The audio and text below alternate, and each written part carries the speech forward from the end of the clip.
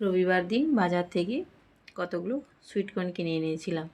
তো সুইটকর্নের তো মাঝে মাঝে মাঝে মাঝে নয়, প্রায় আমার মেয়েরা ওই সেদ্ধই ভালোবাসে। মানে এখানে সুইটকর্নগুলো বেশ মিষ্টি মিষ্টি স্বাদ হয় তো, আর একদম ফ্রেশ সুইটকর্ন পাওয়া যায় ভাইঝেকে।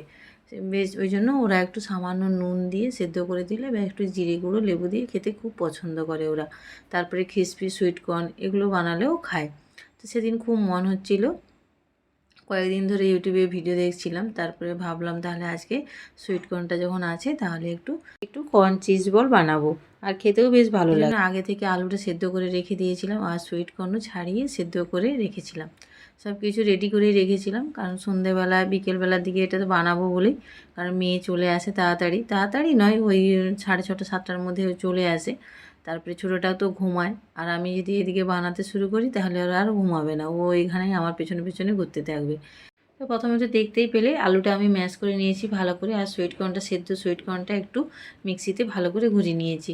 দিয়ে তারপরে ওর মধ্যে একটু ক্যাপসিকাম, একটু ধনেপাতা, কাঁচা লঙ্কা কুচি, তারপরে নুন, আর হচ্ছে একটু চিলি ফ্লেক্স, আর একটু গোলমরিচের গুঁড়ো, সব কিছু দিয়ে তার ভালো করে মেখেছি। ওর সঙ্গে আমি 2 টেবিল চামচ মতো, বড় টেবিল চামচগুলোর মতো ওখানে আমি কর্নফ্লাওয়ার অ্যাড করেছি, দিয়ে ভালো করে মেখে নিয়েছি। একটা জিনিস আমি এখানে ভুল করেছিলাম, আলুটা আমার বেশি সেদ্ধ হয়ে গেছিলো। একটু কম সেদ্ধ হলে আলুটা তাহলে মাখলে টাইট টাইট ভাবটা থাকবে, নাহলে আমার একটু পাতলা হয়ে গেছিলো। কিন্তু মোটামুটি হয়ে গেছিলো, কোনো সমস্যা হয়নি। যখন আমি তেলে এটা ভাজি, মানে খুব সুন্দর হয়েছিল, মানে এত সুন্দর হয়েছিল। কিন্তু ওই প্রথমটা একটু অসুবিধা হচ্ছিলো, কিন্তু পরে দেখছিলাম ঠিকই আছে।